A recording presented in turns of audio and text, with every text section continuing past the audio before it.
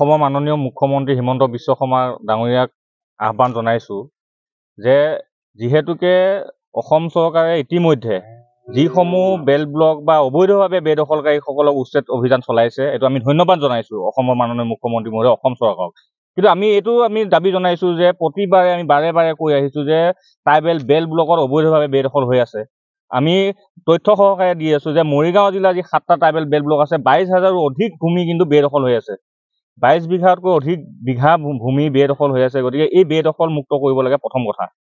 দ্বিতীয় কথাটো হৈছে কি, প্ৰতাপী মন্ত্ৰী যি আমাৰ পীযুষ হাজৰিকা ডাঙৰীয়া, তেখেতৰ নিজা সমষ্টি, এই নিজা সমষ্টিয়ে যিটো আমাৰ ট্ৰাইবেল বেল ব্লক, পলাগুৰি ট্ৰাইবেল বেল ব্লকত অবৈধভাৱে বেদখল হৈ আছে। অবৈধভাৱে বিভিন্ন ঠাইৰ পৰা আহি পেলাই ইয়াত বাসস্থান গঢ় লৈ উঠিছে, ইয়াতে মছজিদ গঢ় লৈ উঠিছে।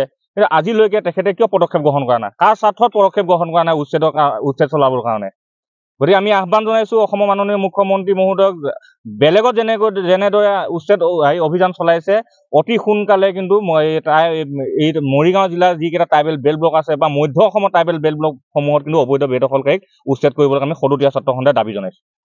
কথাটো হ'ল এনেকুৱা যে মধ্য অসমত 7টা ট্ৰাইবেল বেল আছে, মৰিগাঁও ডিষ্ট্ৰিক্টত, নগাঁও ডিষ্ট্ৰিক্টত।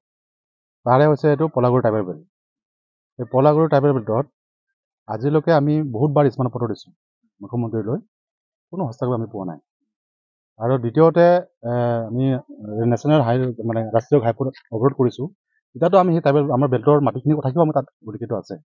এতিয়া কথা হ'ল কি, ইমান বছৰ লাগিছে যে অসমৰ মুখ্যমন্ত্ৰীয়ে আমি তেওঁক ধন্যবাদ দিছোঁ যে তেওঁ গোৱালপাৰাত উচ্ছেদ কৰিছে, চৰকাৰী মাটিত, আৰু বৰপেটাত উচ্ছেদ কৰিছে। কিন্তু অসমৰ মুখ্যমন্ত্ৰীলৈ এটাই প্ৰশ্ন যুৱ ছাত্ৰ সন্থাৰ হয় যে মধ্য অসমত ট্ৰাইবেল বেল্টৰ মাটিত কেতিয়া উচ্ছেদ কৰিব? আমাৰ মুকলিকৈ প্ৰশ্ন মুখ্যমন্ত্ৰীলৈ। দ্বিতীয়তে ইয়াত এখন খোলাহাট বনাঞ্চল আছে, ইয়াত এখন ফৰেষ্ট এখন ৰিজাৰ্ভ আছে। এই ৰিজাৰ্ভত এনেকুৱা ধৰণৰ মাটি দখল কৰি ঘৰ সাজিছে, ডাঙৰ ডাঙৰ গছ, বেৰিকেড, আকৌ প্লাছ আপোনাৰ মছজিদ বনাই থৈছে। ইয়াত এখন এটাত ফৰেষ্ট ডিপাৰ্টমেণ্ট আছে, আমচৈ গেট, তাত এটা ৰেঞ্জাৰ আছে। ৰেঞ্জাৰলৈ এটা আমাৰ আহ্বান, তেওঁ তাতে এটা নাৰ্চাৰী খুলিছে। তেওঁ সদায় ইয়াত এচিএফ আহিলে, কোনোবা ডিএফও আহিলে ইয়াত তেওঁ আহে, নাৰ্চাৰীটো দেখুৱাব আনে। তেওঁ দেখা পাইছেনে নাই? তেওঁ আল্টিমেটলি দেখা পাইছে, তথাপিও তেওঁলোকে কোনো একশ্যন লোৱা নাই। আৰু আপোনালোকে প্ৰত্যক্ষ কৰিছে নাই, এতিয়া আপোনালোকে কেমেৰাটো ঘূৰাইছে, তাতে এক নং বৰপাই কিচাম হয়, তাতে এখন অধিবাসী গাঁও আছিলে। সেই অধিবাসী গাঁওখন আজি নিশেষ হৈ গৈছে, প্ৰায় 3 ঘৰ বাকী আছে।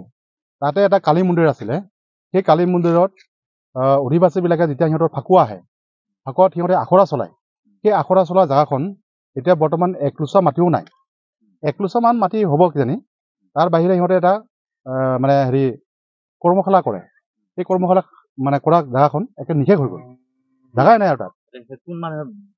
এতিয়া মধ্য অসমত চিমি কণ্ডাক্টৰ নামত জাগিৰোড শিলভাঙাত উচ্ছেদ কৰিলে। তাৰ পৰা উচ্ছেদ কৰাৰ পিছত মানুহখিনি ক'ত আহিলে? আমাৰ পলাগুৰি ট্ৰাইবেল বেল্টতে আহিলে, ইয়াতে সোমাইছে। ইয়াতে এই নতুন মুকৰে গাঁওখনতে এটা গেট আছে, আপোনালোকে ইয়াৰ পৰা গ'লে দেখা পাব। ইয়াতে এনেও গেট বান্ধি থোৱা নাই। ৰাতি তেওঁলোকে টেম্পুত আহে, দিয়াত আহে, একদিনতে সিহঁতে ঘৰ চৰ বনাই থৈ যায়। গতিকে আমাৰ মুখ্যমন্ত্ৰীলৈ আহ্বান, যে আমাৰ ট্ৰাইবেল বেল্ট ব্লকত অসমৰ যিমান ট্ৰাইবেল বেল্ট ব্লক আছে, তাত কিন্তু আমি উচ্ছেদ কৰিবলৈ আমি দাবী জনাইছোঁ।